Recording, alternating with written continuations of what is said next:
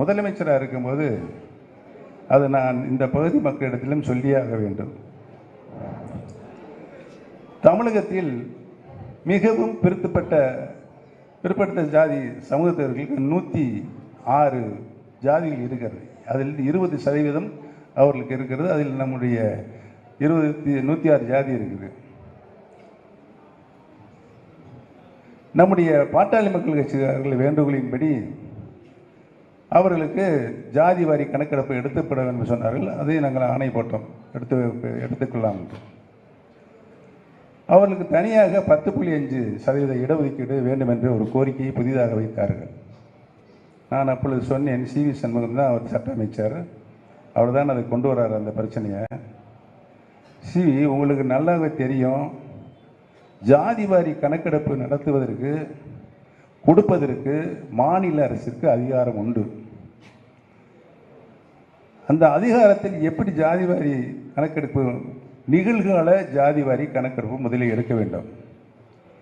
நம்மிடம் இப்பொழுது இருப்பது 1970ஆம் ஆண்டுடைய ஜாதி வாரி கணக்கு. உச்ச நீதிமன்றத்துடைய வழிகாட்டுதல் நம்மளுக்கு அட்வைஸ் இருக்கு.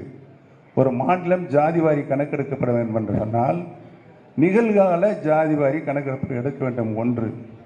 இரண்டாவதாக, அந்த 106 ஜாதியிலையும் படித்தவர்கள் எத்தனை பேர் இருக்கிறார்கள், மேல்நிலை வரை படித்தவர்கள் எத்தனை பேர் இருக்கிறார்கள், பட்டம் பெற்றவர்கள் எத்தனை பேர் இருக்கிறார்கள், பட்டம் பெற்று முடித்த பின்னால் அரசாங்க வேலைக்கு எத்தனை பேர் சென்றிருக்கிறார்கள், அவருடைய சமூக பொருளாதார நிலை என்ன, இந்த 4 காரணிகளை எடுத்து முடித்ததற்கு பின்புதான் 106 ஜாதிக்கும் 1970ஆம் ஆண்டு 77 ஜாதி தான் அந்த உள்ள இருந்துச்சு,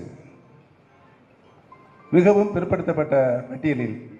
ஆனால் இப்பொழுது 106 இருக்கு. இவை எல்லாம் இக்காரணம் எடுத்ததுக்கு பின்னால் தான் கொடுக்க முடியும். அதான் அப்போ தான் அந்த சட்டம் செல்லுன்னு சொன்னேன். அவர் சொன்னார், எனக்கும் தெரியும்னே, நான் எவ்வளோ சொல்கிறேன் எடப்பாடி பழனிசாமிகிட்டையும் கேட்க மாட்டேங்கிறாரு, உடனே இப்போ இந்த சட்டத்தை நிறைவேற்றுன்னு ஒன்றுக்கு ரொம்ப பண்ணுறாரு இன்னைக்கு அப்படின்னு சொன்னேன். சரி, உங்கள் இஷ்டம்ப்பா முடிஞ்சா. இந்த சட்டத்தை முன்மொழிகிற பட்டியல் சட்ட மசோதா நிகழ்ச்சி நேரில் இல்லைங்க. அதை கொண்டாந்து டேபிளில் ப்ளேஸ் பண்ணுறாங்க. 10 மணிக்கு சபை கொடுக்குன்னா 9:50 கொண்டாந்து அங்கே வைக்கிறாங்க. அதை படித்து பார்த்தேன், என்னப்பா நிகழ்ச்சி நேரில் இருக்குது, நீ கொண்டாந்து இதை வச்சுருக்காங்க அப்படின்னு சொல்லிட்டு நான் அமைதியாக உட்கார்ந்துருந்தேன். 4வது ஐட்டமாக அது வரும் என்று சபாநாயகர் அறிவிக்கிறார். உடனே பழனிசாமி எப்படி என்னை பழி வாங்குறான்னு பாருங்க, அண்ணே இந்த சட்ட மசோதா நீங்களே முன்மொழிஞ்சிருங்க. எதை? இந்த 10.5 அந்த பாவத்தையும் நான் தான் செய்தேன், அங்கே பிரச்சனை வரக்கூடாது என்பதற்கு இப்படி முழு ஒத்துழைப்பை 100க்கு 100 ஒத்துழைப்பு பழனிசாமி அவர்களுக்கு தந்தது. இவன் எதை சொன்னாலும் கேட்பான் போல இருக்கு அப்படின்னு நினச்சிட்டேன் இந்த விளையாட்டை விளையாட ஆரம்பித்தார். எந்த விளையாட்டு? எல்லா விளையாட்டையும் எனக்கு விளையாடு, என்னை பற்றி எவ்வளோ கீழ்நிலை கொண்டு போ. ஆனால் தொண்டர்களுடைய நிலையை புரட்சி தலைவர் எம்ஜிஆர் அவர்கள் தொண்டர்களுக்கு தந்த உரிமையை பறிக்கப்படுகின்ற பொழுதுதான் 2வது தர்ம யுத்தம் நாங்கள் இப்பொழுது தொடங்கியிருக்கிறோம். தமிழகத்திலே 38 வருவாய் மாவட்டங்களில் இன்றைக்கு 31வது மாவட்டமாக இன்னைக்கு 7-8 மாவட்டம் இருக்குது.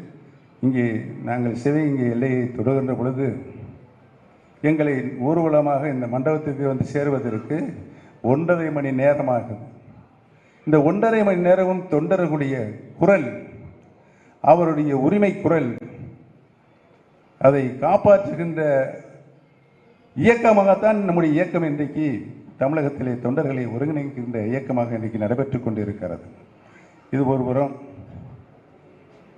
தொண்டர்களுக்கு உரிமையை புரட்சி தலைவர் எம்ஜிஆர் அவர்கள் தந்த உரிமையை மீட்டெடுக்கின்ற வரை இந்த இயக்கம் ஓயாது உறங்காது என்பதை தெரிவித்துக் கொள்ள கடமைப்பட்டிருக்கிறது.